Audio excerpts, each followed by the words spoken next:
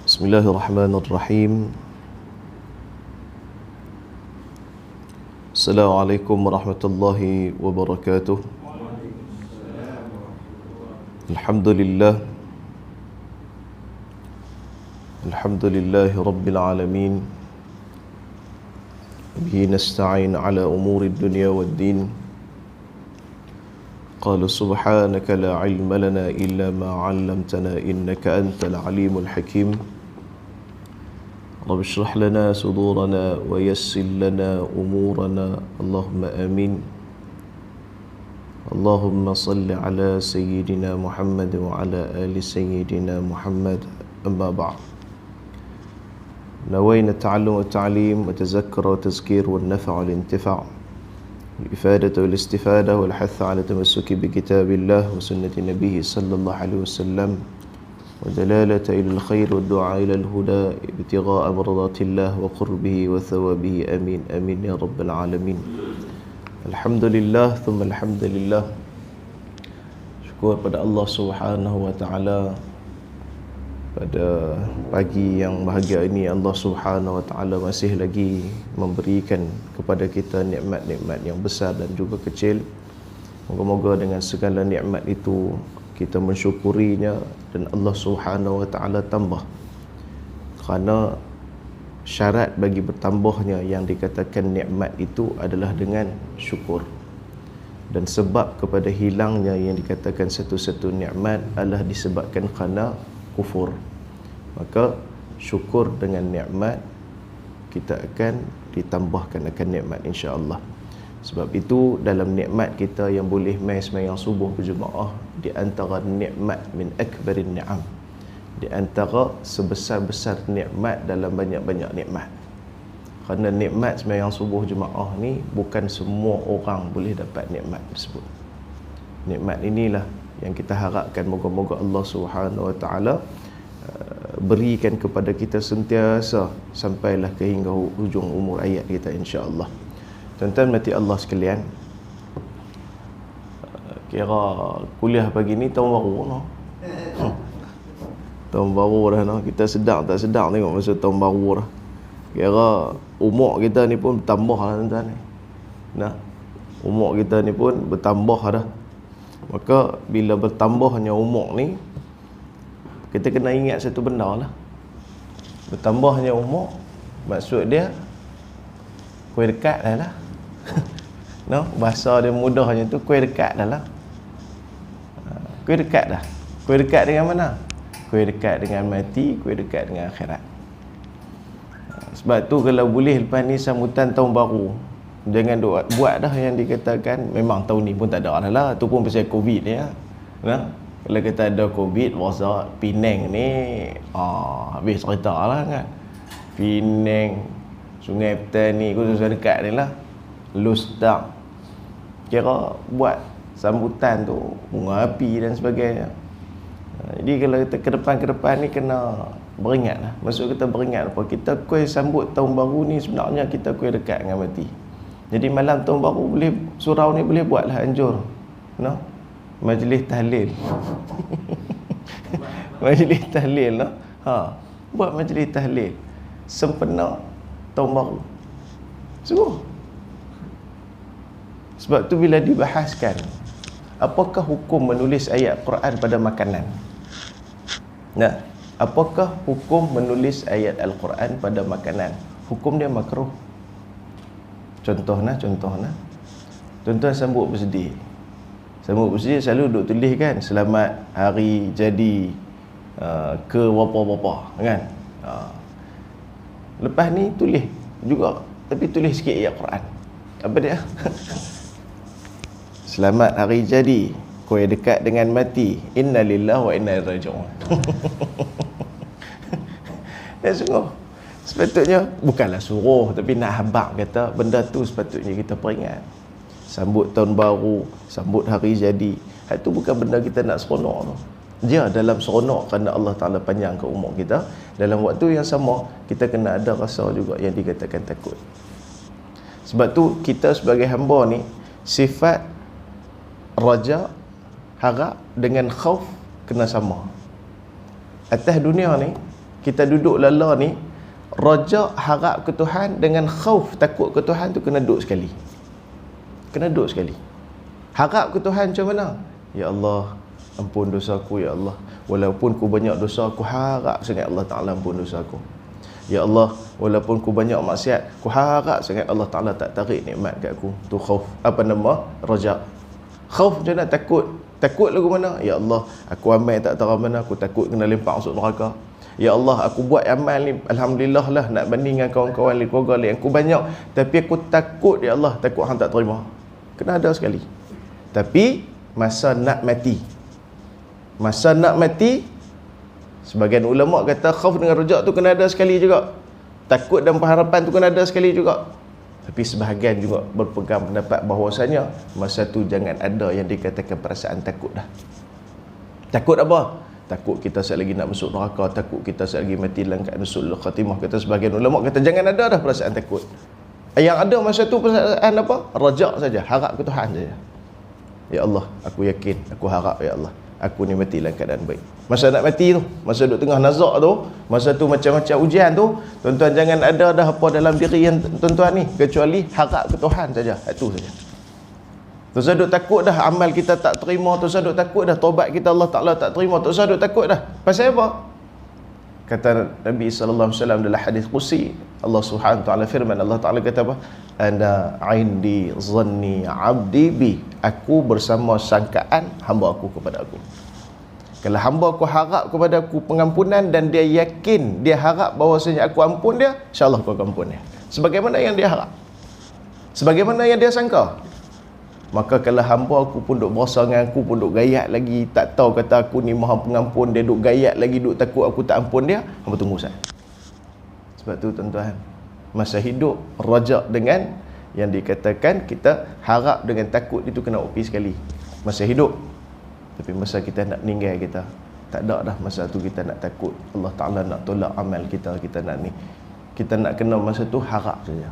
Ya Allah, aku harap ya Allah 40 tahun aku hidup ya Allah, 50 tahun aku hidup ya Allah, 60 tahun, 70 tahun, 80 tahun aku hidup ni ya Allah, aku harap kau terima belaka, kau terima aku ni sebagai seorang hamba-Mu ya Allah, aku nak menghadap-Mu ni ya Allah. Aku harap ya Allah ampun dosa aku segala-galanya ya Allah, aku harap kau terima segala-galanya. Masa tu habis.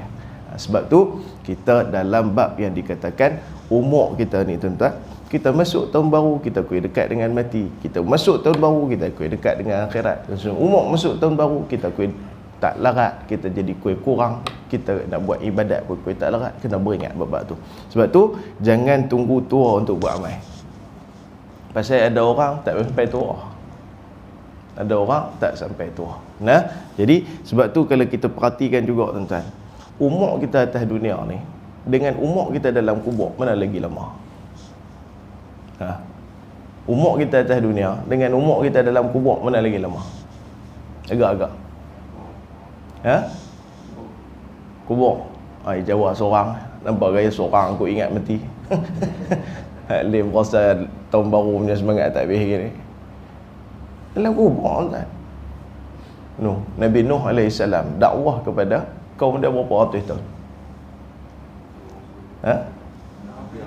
Ya, betul. Allah Subhanahu Wa Ta'ala firman terang-terang, Allah Ta'ala firman, Allah Ta'ala habaq kepada kita bahawasanya yang kata dakwah Nabi Nuh AS ni bukan sikit-sikit. Dakwah Nabi Nuh AS ni tuan 950 tahun. Allah Ta'ala firman dalam Quran, walaqad arsalna nuhan ila qaumi falabitha fihim alf sanatin illa 50 'ama.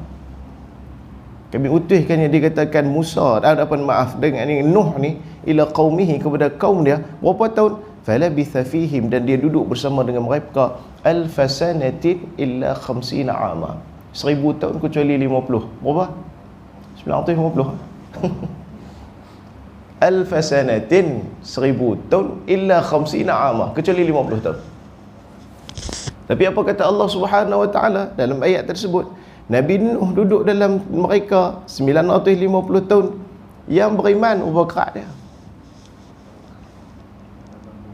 Baik, katalah tuan-tuan pi kita katakan Nabi Nuh dakwah 950 tahun, hak hidup ni sekarang Katakanlah Nabi Nuh pula hidup, kira hidup pula sebelum dakwah dan sebagainya. Katakanlah contoh kita pilih 3,000 tahun. Contoh 3,000 tahun.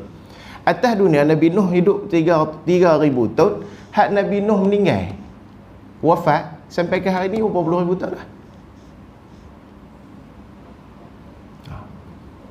Nabi Muhammad SAW hidup 63 tahun, wafat, meninggal, sampai hari ni duduk dalam, kita katakan alam barzah, duduk dalam kenikmatan dalam kubur berapa ribu tahun lah.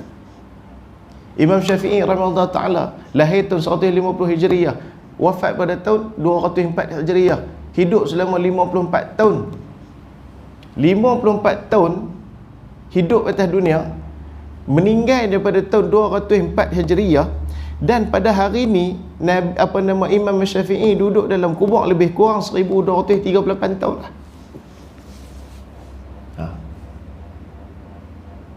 Banyak lagi masa kita duduk dalam kubur daripada kita duduk atas dunia.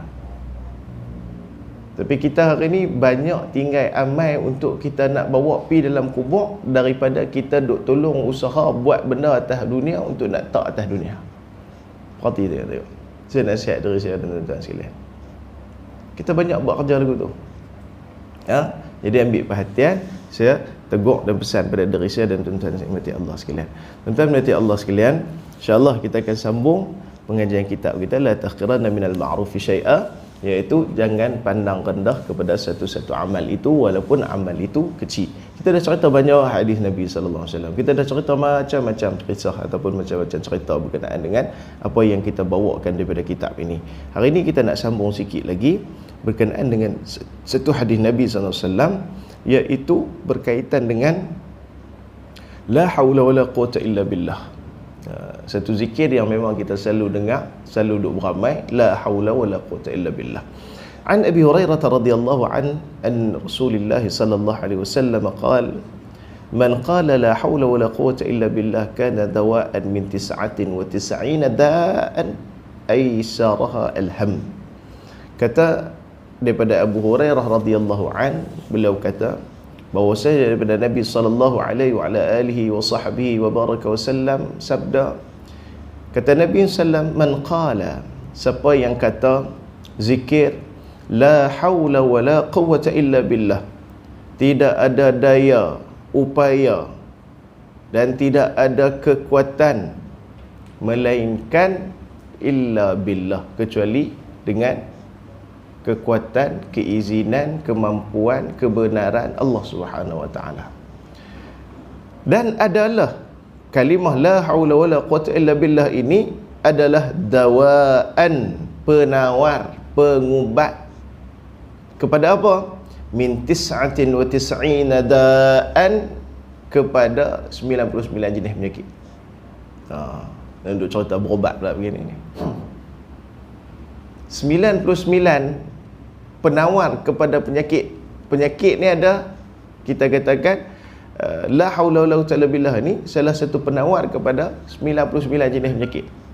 Aisarah, kata Nabi sallallahu alaihi wasallam, yang paling lekeh sekali penyakit ni, hak paling masalah ni apa dia?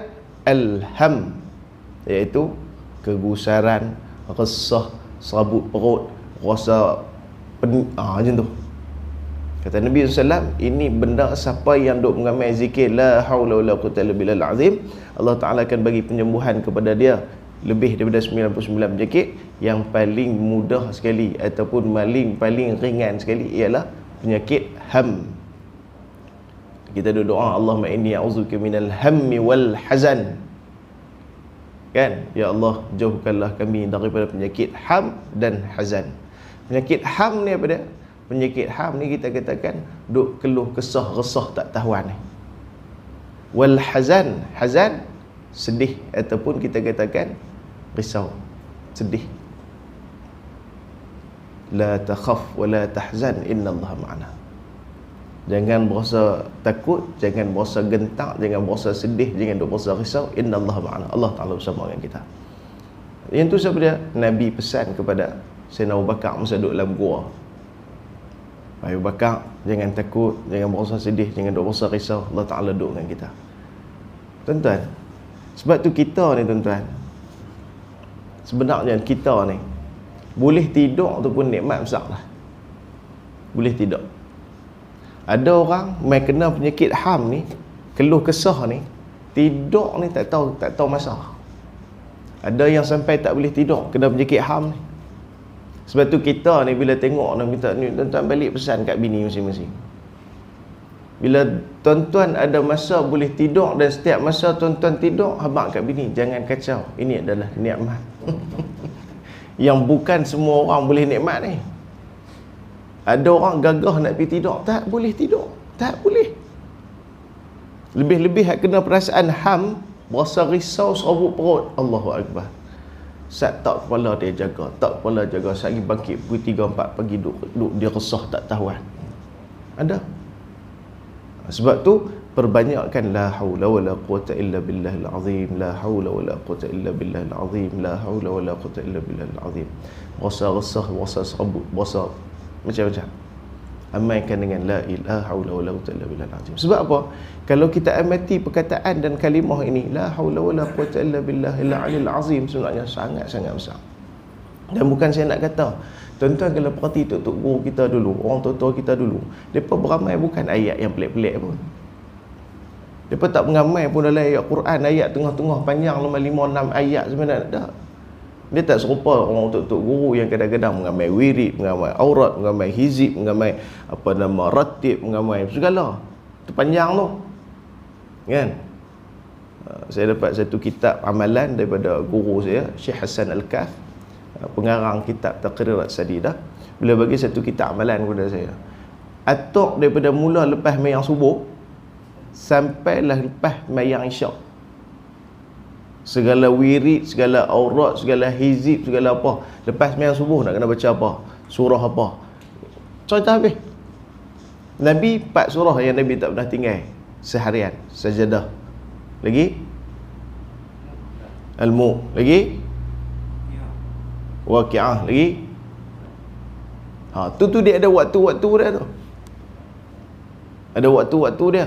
Macam Jumaat, ada berapa sunnah yang kena buat, semua di dalam kitab tebal tu. Kecil ya, kecil. Tebal boleh kita boleh lebuk. Okay. Tapi kita nak beramal tu lah kan. Boleh ambil sikit-sikit benda setakat mampu lah. Tu pun kalau duk pergi bajet kata, ish, berasa kita tebal ni, berasa kalau boleh nak meramal pun lepas bencin. Muhung.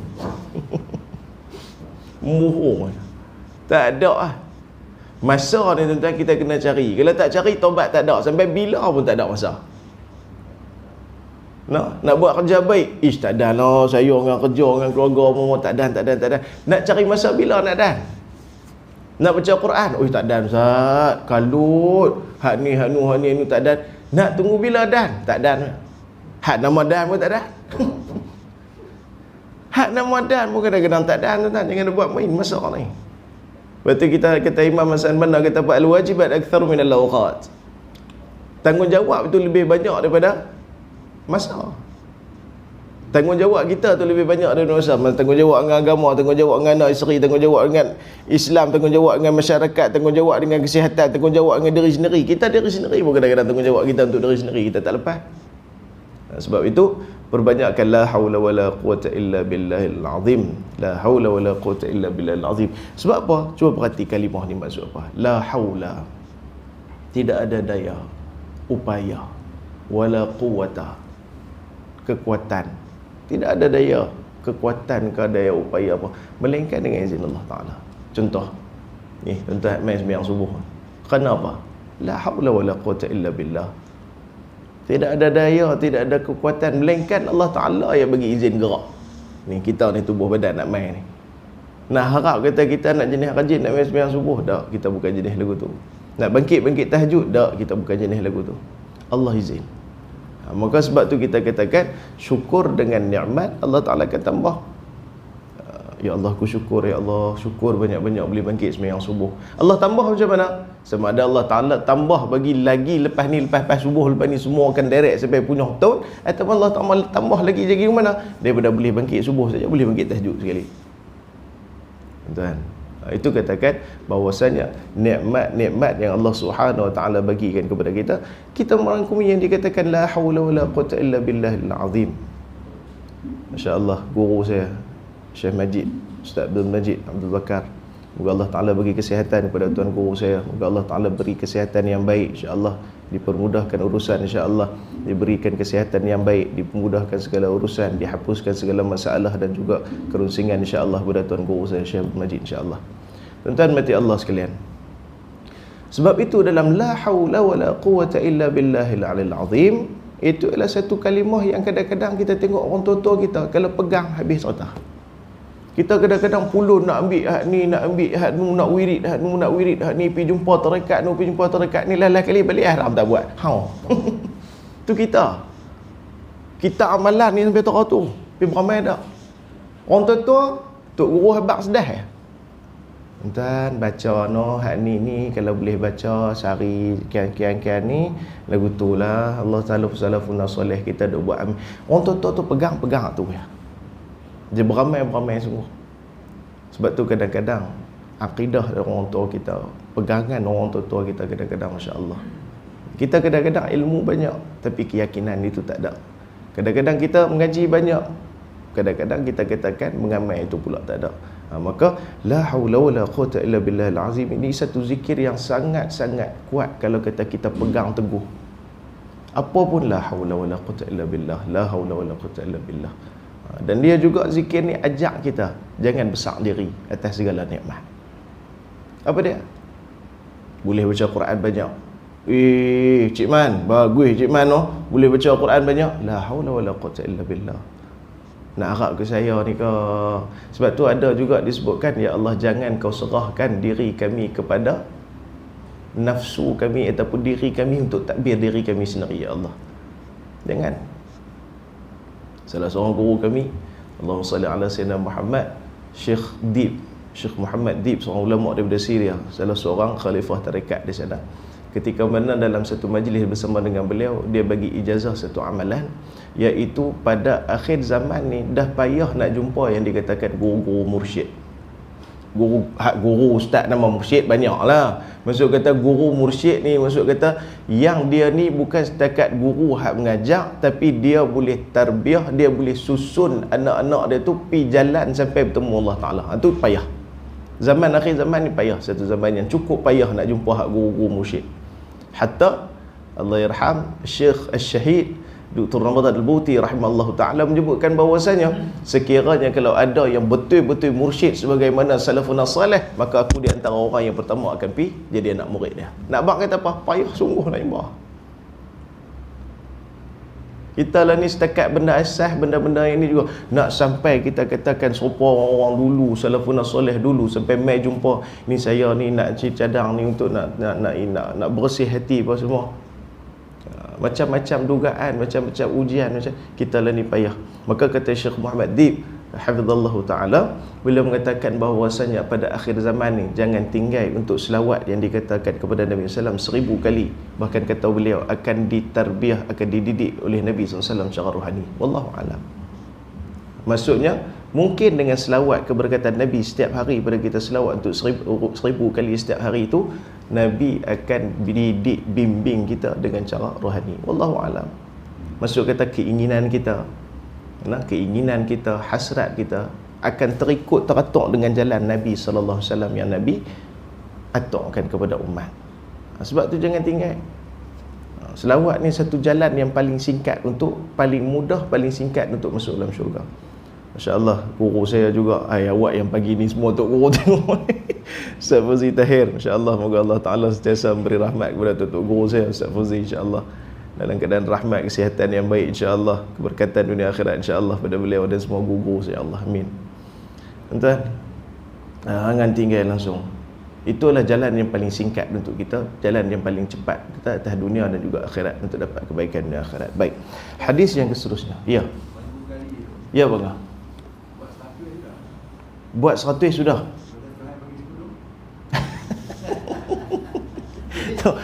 tu cara cerdik dah. Cara cerdik. Tapi tak apa nak ni lah. Dia macam ni tau.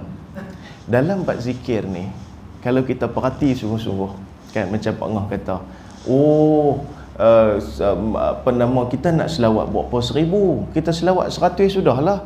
Kan Nabi Allah Taala Nabi SAW sebut, siapa man salla alayya marrah, kan, siapa yang selawat kepada aku, kata Nabi SAW sekali, maka sallallahu alaihi asyara, maka Allah Taala akan selawat kepadanya berapa? 10. Baik. Itu yang kata sallallahu alaihi asyara itu bukan sama dengan selawat kita. Jadi kita tidak boleh bandingkan, oh kalau saya selawat 100, oh dia akan jadi 1000. Dah. Itu sallallahu alaihi apa nama yang dikatakan selawatnya Allah Subhanahu wa taala kepadanya 10 kali itu, maka ada perbahasan dalam kitab-kitab. Kalau kita tengok mana-mana kitab pun, kadang-kadang kalau kita Arab, pada awal perbahasan tu, pada awal perbahasan berkenaan dengan mukadimah, bismillahirrahmanirrahim, alhamdulillah wassalatu wassalam. Wassalatu wassalam tu pun kebanyakan para ulama akan hurai di situ sikit. Apa yang maksud yang dikatakan selawat daripada sisi Allah Ta'ala, apa yang dikatakan maksud selawat dari segi pada malaikat, apa yang maksud di sisi selawat daripada manusia amnya dan sebagainya. Jadi itu ada perbezaan. Maka dia rahsia kepada nombor-nombor ni. Cerita nombor pula dah. Tak lagi pakai duk cari kedai lagi ni. Orang belah aku ni tak ada main boykot ke no. Tak ada ke? Bisa main tak? Aja. Dan tak mengaku. Bisa main. Astaghfirullahalazim. Ustaz, Allahu akbar. Takkan ahli syurga macam saya main. Saya memang terah. Contoh, tak apalah. Kalau kata zaman dulu biasa main, tobatlah. Tobatlah. Sudahlah, tu dah main. Lah ni yang saya duk risau bukan kata nombor ekor ni, nombor ekor online. Lah depa duk hantar kod WhatsApp sepah ni tuan. Nombor baru ada boleh cuci.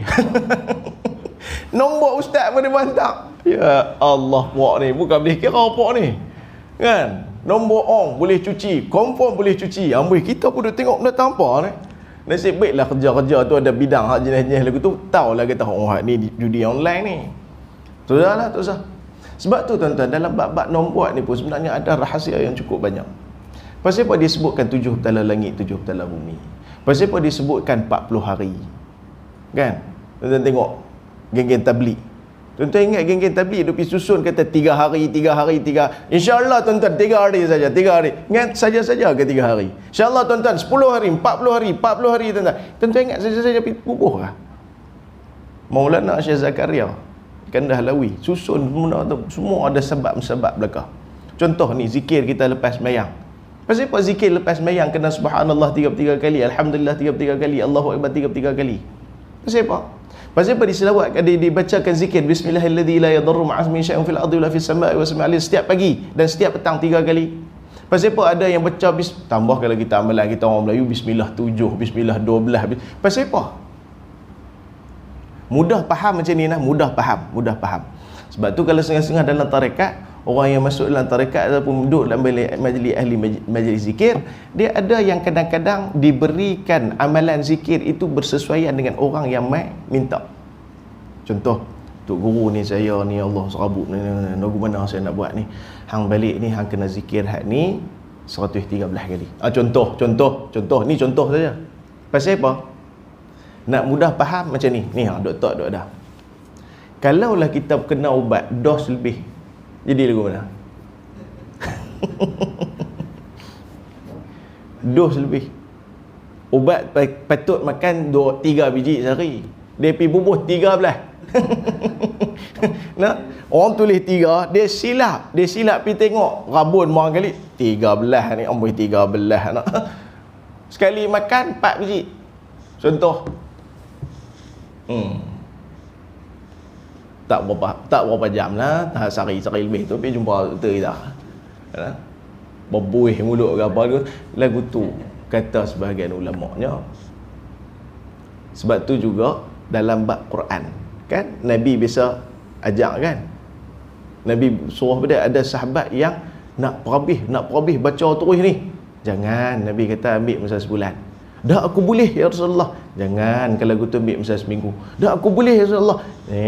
Last sekali sampai mana? Rasulullah atok. Itu ikut kemampuan tu. Ikut kemampuan. Sampai last sekali, sehari sekali. Bahkan ada orang yang lebih, bukan dekat sehari sekali, sehari 2 kali. Ada had lebih, sehari 7 kali. Khatam Quran. Tuan-tuan cuba cari tengok berkat masa para alim ulama para salaf soleh. Celah mana dia boleh cari sampai baca 4 kali ni? 2 kali ni Quran ni dia boleh cari celah mana masa ni? Kita tak ada tuan-tuan, bab tu kita tak ada. Kita tak ada yang dikatakan keberkatan masa tu dah hilang teruk dah daripada kita ni. Betul. Zainal Abidin As-Sajjad, cicit Nabi SAW, digelar As-Sajjad itu kerana sehari semalam sembahyang sunat 1000 rakaat. Celah mana pergi cari waktu 1000 rakaat ni? Kita nak buat ba'diyah, qabliyah pun tak ada. Qabliyah, ba'diyah tu pun tak ada. Pasal apa? Lu lagi duk kalau Omat. Masuk waktu lain tu. Mayang waktu pun tak ada.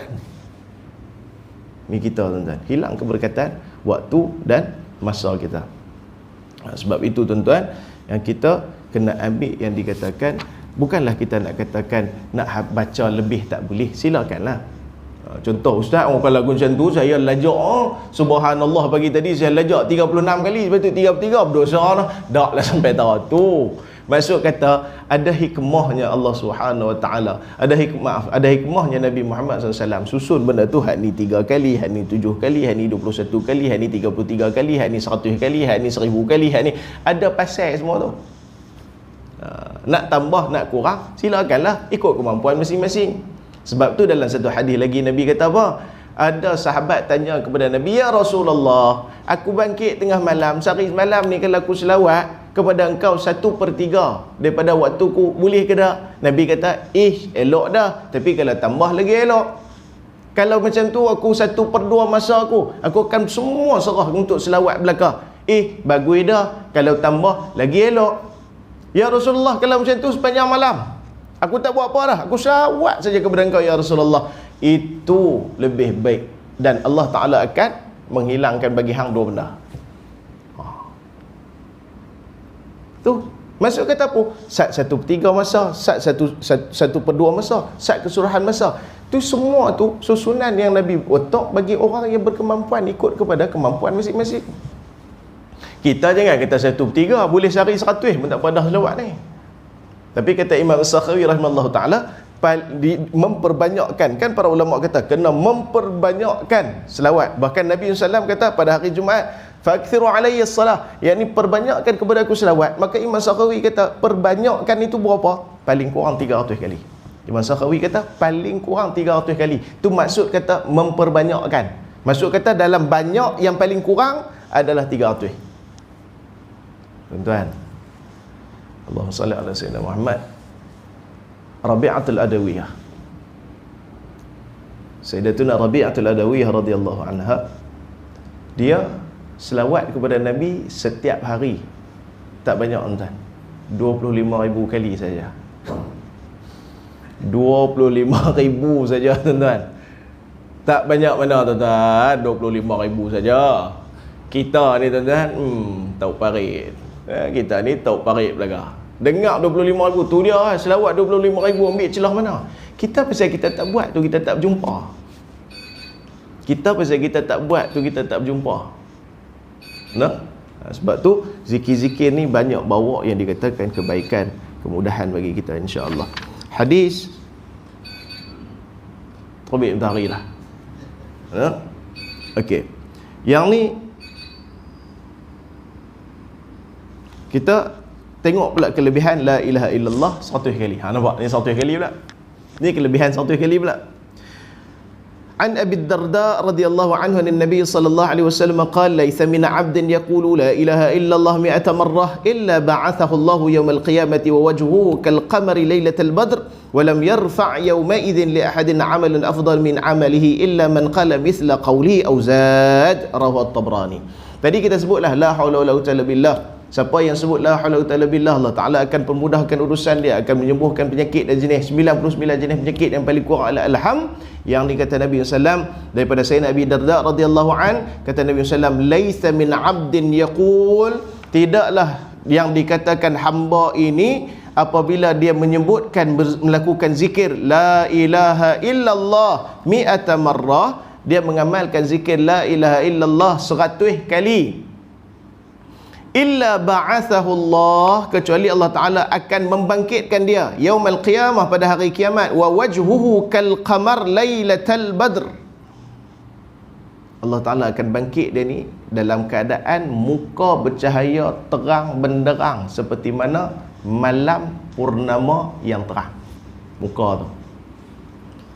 Walam yurfa' yawma idzin li ahadin 'amalun afdalu min 'amalih, dan tidak terangkat pada hari tersebut daripada seorang pun daripada amalan yang paling baik melainkan amalan dia. Maksudnya kalau hari tu kawan ni zikir la ilaha illallah 100 kali, maka Allah Ta'ala akan angkat amalan dia ni dan dia ni lah amalan yang paling sempoi sekali hari tu. Tapi cuba tengok apa yang kata Nabi SAW, illa man qala mithla qawlihi aw zat, kecuali orang hak zikir sama dengan dia ataupun lebih daripada dia. Nampak tak? Lebih daripada dia. Maksud kita 100 kali tu, boleh 100 kali tu untuk hak jenis-jenis kita ni paling kurang 100. Ada orang hak boleh lebih. Nah, ada orang hak lebih-lebih. Tengok macam kita cerita tadi lah. Ubat kadang-kadang mungkin jenama sama, jenis sama. Tapi kadang-kadang dia punya doktor tu MG ke, dia punya kandungan dia tu. Kan MG dia tu kan, MG dia tu lain pula. Kandungan ubat dalam kita katakan dia punya bahan dalam ubat tu lain pula. Mungkin yang ni 5 mg, yang ni mungkin 10 mg, tak tahulah kira ni lah kan, contohnya macam tu. Hadis ni sama, cerita paling kurang bagi kita 100 kali, tapi ada orang kemas lebih. Maka kata Nabi SAW, siapa yang zikir setiap hari la ilaha illallah lebih dari 100 kali, dia ni akan dikira pula orang yang paling amal paling baik pula, melebihi daripada orang yang 100 kali tadi. Nampak tak tu susunan tu? Nah, sebab itu juga dalam hadis yang lain meriwayatkan bahawasanya kata Nabi SAW, siapa yang sebut, ni tambah sikit, la ilaha illallah al-malikul haqqul mubin 100 kali, dia akan dapat 4 faedah. Di antaranya salah satu faedah ialah dia akan dikecualikan daripada azab kubur. Itu satu. Jangan tinggal tuan-tuan. Kita kadang-kadang mungkin ada setengah orang surah Al-Mulk dia tak apa nak boleh, tapi tu pun sebenarnya rugi sangat tuan-tuan. Kalau surah Al-Mulk tak boleh baca tiap-tiap malam, tu sangat-sangat rugi. Sangat-sangat rugi. Tapi katakanlah duduk atas katil dah memang tak larat sangat-sangat dah, nak yang dikatakan baca surah Al-Mulk, baca ni 100 kali. La ilaha illallah al-malikul haqqul mubin, la ilaha illallah al-malikul haqqul mubin, la ilaha illallah al-malikul haqqul mubin. Ambil tasbih tu sekali pusing saja. Ambil tasbih 100 tu sekali pusing saja, habis 100 sebelum tidur. Ada 4 faedah. Di antaranya akan terelak daripada azab kubur, takkan jadi miskin sampai bila-bila. Ada 2 lagi. Nanti kita sebut hadis tu panjang lebar. Nah, sebab itu di antara zikir-zikir yang jangan tinggal ialah zikir-zikir yang terah lagu ni. La ilaha illallah, la haula wala quwwata illa billahil azim, selawat ke atas Nabi. Itu benda-benda yang besar yang kita kena bawa tiap-tiap hari. Nah, tuan-tuan mati Allah sekalian, dan yang terakhir ingin saya sebutkan di sini ialah berkenaan dengan kelebihan baca Quran. Secara ringkas kita sebutkan ada Ibn Mas'ud radhiyallahu anhu, sebab baca Quran ini juga termasuk dalam zikir. Sebab itu dibolehkan seseorang yang membaca ayat Al-Quran yang diniatkan zikir walaupun dalam keadaan dia haid ataupun junub. Misalan kita katakan, kita menyebutkan inna lillahi wa inna ilaihi raji'un apabila mendengar kematian ataupun musibah, itu ayat Quran, maka dibenarkan untuk kita baca ayat tersebut dengan diniatkan zikir, dengan menyebutkan inna lillahi wa inna ilaihi raji'un misalnya. Ataupun kita naik kereta, kita baca doa subhanallazi sakhkhara lana hadza wa kunna lahu muqrinin wa inna ila rabbina lamunqalibun. Bukankah itu sebahagian daripada ayat?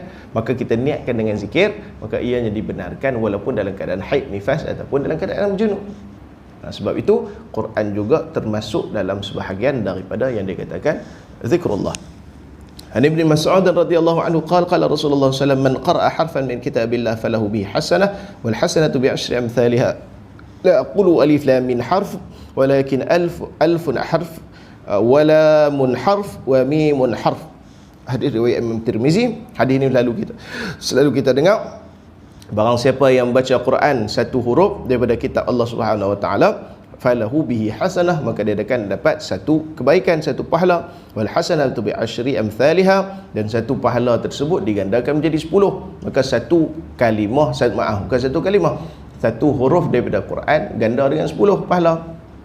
La aqulu, aku tidak katakan, kata Nabi sallam, alif lam mim tu satu huruf. Dah, walaupun alif lam mim tu ada rahasia juga nanti kita sebut. Pasal apa dalam Quran disebutkan alif lam mim, ha mim, kaf ha ya ain sad, yasin, nun, qaf. Pasal apa? Semua tu ada hikmah belaka. Quran ni tak ada benda, tak ada satu titik pun, satu huruf pun dalam Quran yang dibuat secara sia-sia. Demi Allah tak ada. Kesemua je ada hikmah belaka, nanti kita cerita. Sebab tu dibacakan kata, tapi tuan-tuan pun jangan betul sangat. Ya? Oh ustaz, baca satu kataan boleh dapat 10 markah. Baik, insya-Allah. Bismillahirrahmanirrahim. Nun. Nun saja, nun. Alhamdulillah, Allah kan ni kurang-kurang 10 dah. Amboi. Jangan teruk sangat betara tu. Kurang-kurang baca satu muka. Paling kurang cari. Nah, paling kurang, jangan tinggal. Itu paling kurang. Bayang tengok, bahkan ada di antara guru-guru kami, Syekh Hamiduddin Abdul Rahim, dia ada tulis satu kitab pahala yang besar. Dia tulis satu bismillah tu ada berapa huruf, berapa pahala. Satu muka surat ada berapa huruf, berapa pahala, berapa. Oh, betara tu. Satu Quran ada, oh ya Allah, berjuta, berapa puluh juta, berapa ratus juta, tak tahu. Ada dalam tu, ada dalam kitab tu saya pernah baca di karangan beliau. Ada tulis macam tu, masya-Allah. Itu apa nama faedah-faedah yang kita boleh dapat dan semangat, insya-Allah. Baik, dan yang terakhir, hadis yang terakhir, An Ibn Abbas radhiyallahu anhu qala qala Rasulullah sallallahu alaihi wasallam, man ajaza minkum 'anil laili ay yukabidahu wa bakhila bil mali ay yunfiqahu wa jubuna 'anil aduwi ay yujahidahu falyukthir zikrullah. Kata Sayyidina Abdullah bin Abbas radhiyallahu anhuma, kata Nabi sallallahu alaihi wasallam, man ajaza minkum 'anil lail, siapa yang di antara kamu tak mampu untuk nak bangkit malam buat ibadat. Siapa di antara kamu yang tak boleh bangkit malam buat ibadat, tak larat sungguh. Wa bakhila bil mali ay yunfiqahu, dan jenis-jenis bakhil tak hidung masjid. Jenis kedekut nak mampu, minta ni jenis minta. Sampaikan bini nak buat belanja pun tak bagi. Anak-anak nak beli coklat sekupang dua pun tak boleh. Jenis kedekut betara ni wajabuna 'anil adu, dan penakut. Tiga orang ni. Hak jenis tak boleh bangkit malam, hak jenis kedekut, hak jenis dengan musuh agama takut. Kata Nabi sallallahu alaihi wasallam, untuk yang takut untuk berjihad fisabilillah, takut dengan musuh, falyukthir zikrallah, gantian kepada semua itu dengan zikir kepada Allah Subhanahu wa taala. Maksud kata apa? Nak boleh setara-tara depa tu paling kurang kalau hak tiga benda ni hang tak boleh, hang kena buat zikir kepada Allah Subhanahu wa taala. Zikrullah. Sebab tu ada benda amal yang boleh ganti untuk amal yang lain. Ni macam ni. Contoh isteri-isteri kita yang mana dia menguruskan makan minum kita, menguruskan pakaian kita, menguruskan hal ehwal kita, untuk kita keluar melakukan ibadah, untuk kita keluar mengajar, untuk kita keluar apa-apa pun, bini kita duduk di rumah boleh pahala sebiji macam kita dapat. Sebab tu bini-bini jangan duk marah bila suami keluar pergi sembahyang jemaah. Sebab apa? Dia niat ikhlas belaka untuk dia tolong gosok baju, tolong ni apa semua khidmat itu, maka apa yang dapat suami daripada pahala, maka dia pun juga dapat. Contoh, kita masuk dalam masjid. Kita masuk dalam masjid, kita katakan tak sempat nak buat tahiyatul masjid. Boleh tak ganti tahiyatul masjid itu?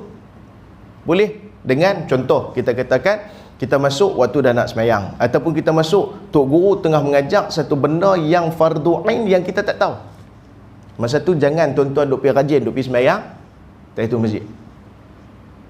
Nah, ni kena ingat ni. Kadang-kadang minta maaf, adab dan kita ni, masyarakat kita kadang-kadang benda ni dia tak hadam elok. Kemas lagi pula semayang tahiyatul masjid tepi meja tok guru mengajar.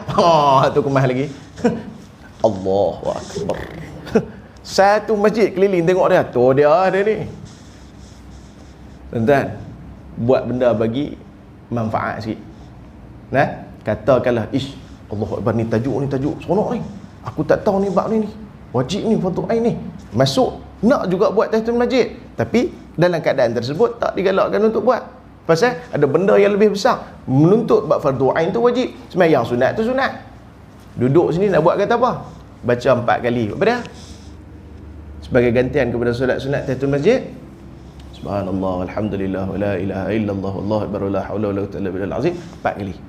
maka akan dapat pahala, akan digantikan untuk amalan yang dilakukan yang dikatakan tahiyatul masjid. Tuan-tuan, jadi cukup perbahasan kita pada hari ini berkenaan dengan zikrullah, berkenaan dengan baca Quran, yang mana kesemuanya itu hampir perbahasan yang sama, iaitu usul masalah dia pada zikrullah, yakni mengingati Allah Subhanahu wa taala. Sila, kok ada soalan? Kalau tak ada, kita tangguh dekat ni. Baik, silakan tuan-tuan. Ada tak? Kok nak tanya apa-apa ke? Tak ada apa no? Baik, terima kasih banyak tuan-tuan. Kita harapkan moga tahun baru yang kita masuk ini Allah Subhanahu wa taala berikan kebaikan kepada kita dunia akhirat. Dalam kebaikan yang kita ada ni, insya-Allah moga Allah taala kekalkan, Allah taala teruskan, dan Allah taala bagi semangat kepada kita masuk tahun baru ni untuk lebih-lebih melakukan amal ibadah kepada Allah Subhanahu wa taala. Wallahu alam. Bismillahirrahmanirrahim. Alhamdulillahirabbil alamin wassalatu wassalamu ala rasulil amin wa ala alihi wasallam. Rabbana zidna ilma was'alna fi rizqina wa barik lana fi ma razaqtana waj'alna mahban fi qulubi ibadik wa zin fi yawmihim waj'alna wajhin fi dunya wal akhirati minal muqarrabin ya kathiran nawal wa ya hasanal fi'al wa ya mubdi'a bila mithal wa ya qa'iman ila dzawalika alhamdu laka minnah wa laka asy-syaraf ala kulli wa barik lana fi sallallahu alhamdulillah rabbil alamin. Assalamualaikum warahmatullahi wabarakatuh.